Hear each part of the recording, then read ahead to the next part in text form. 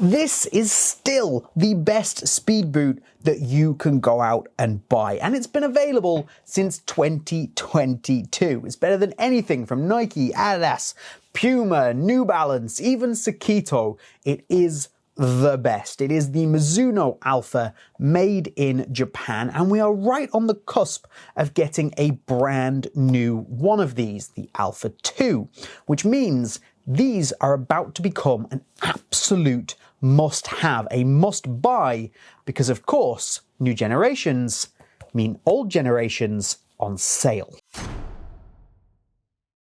Now, because these have been out since 2022, a lot of you will already know about them, and you just want the quick information if you're going to go out and buy them, i.e. what size should you get?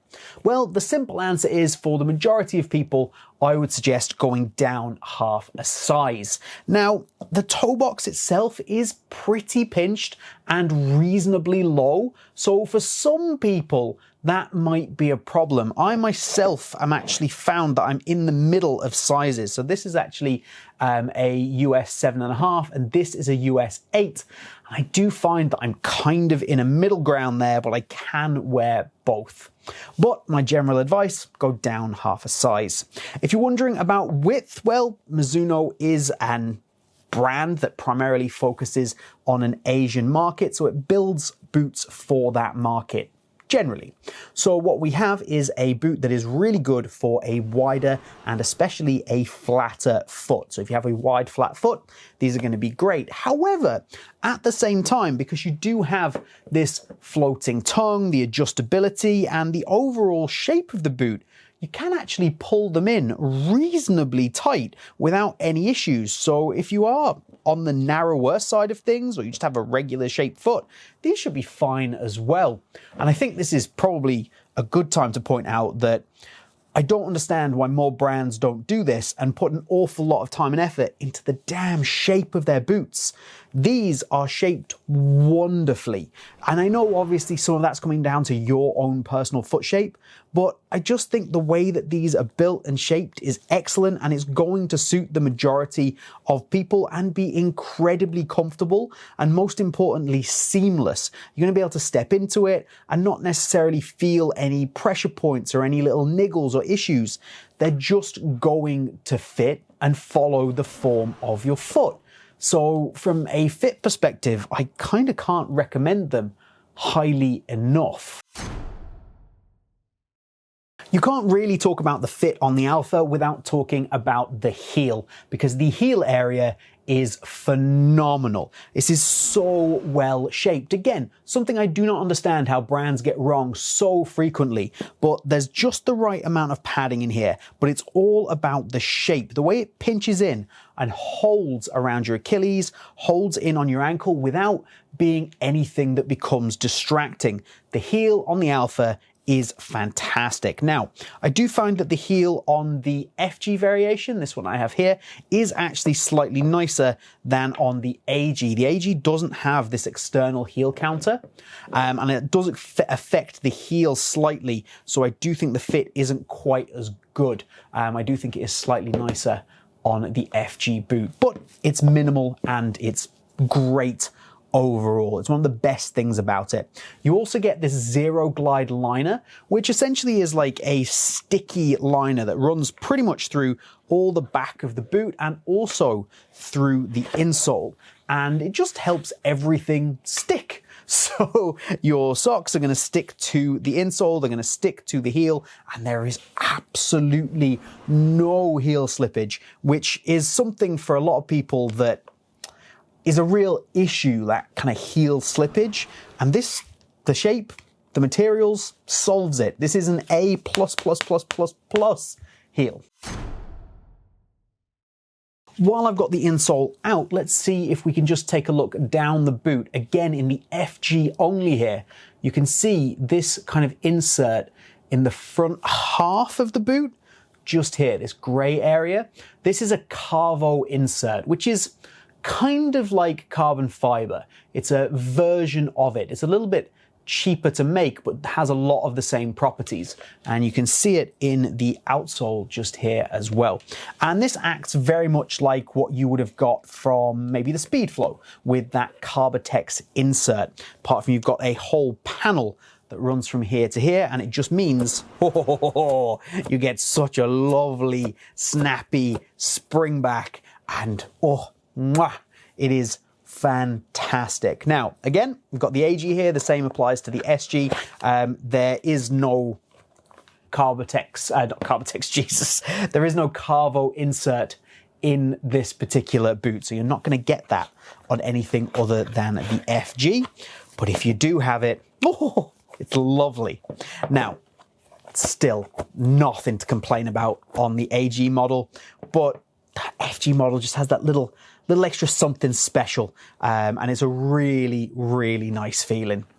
Obviously, that leads us to talking about the rest of the outsole, which is really nice and stable through the midfoot and the heel there. There's just enough movement to keep it comfortable. That great spring back I spoke about. And then obviously the studs themselves aren't that aggressive.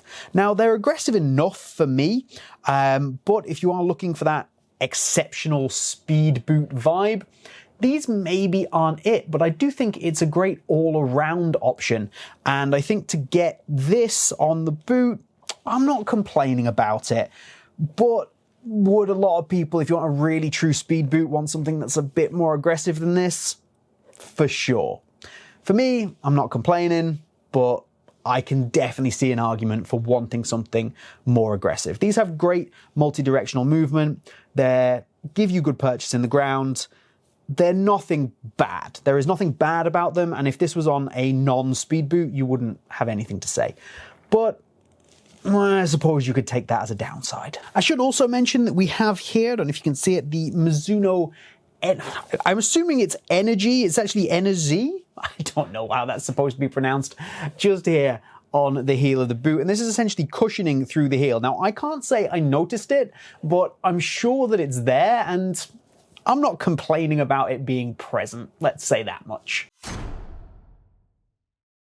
And finally, we get to the upper and the touch on the ball. The upper is a 5-layer heat-pressed material, and I think the most important element of this is this engineered fit frame, I think that's called, which is this foam cage that runs through the boot. Now, what this does is it provides the whole boot with structure. It allows it to retain its shape. It means that you're still going to get good lateral stability throughout the boot.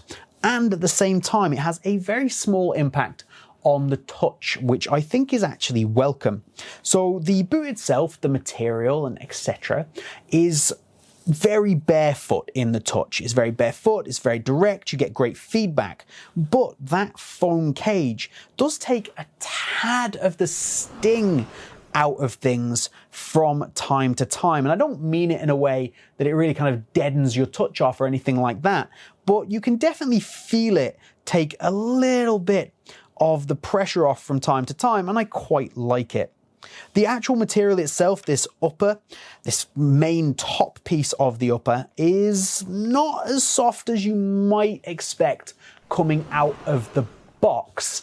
This is especially when now, 2 years down the road, we're looking at things like the Vapor 16, the Messi F50, even the New Balance Furon, all speed boots that do have uppers that are softer than this out of the box. This does break in quite nicely and pretty quickly, but I would still argue it isn't quite as soft as some of those other uppers.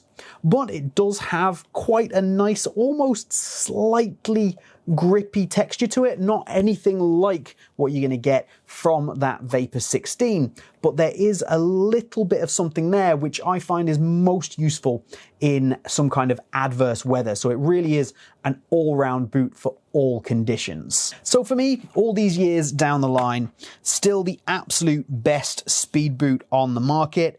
And if Mizuno do what Mizuno do and they release an Alpha 2 with just some minor positive upgrades, picking up this on sale at a significantly reduced price could be an absolute way to go, because a boot at over 300 euros is very, very expensive, but picking them up for maybe 200 or under, that makes them pretty much a no-brainer if you ask me.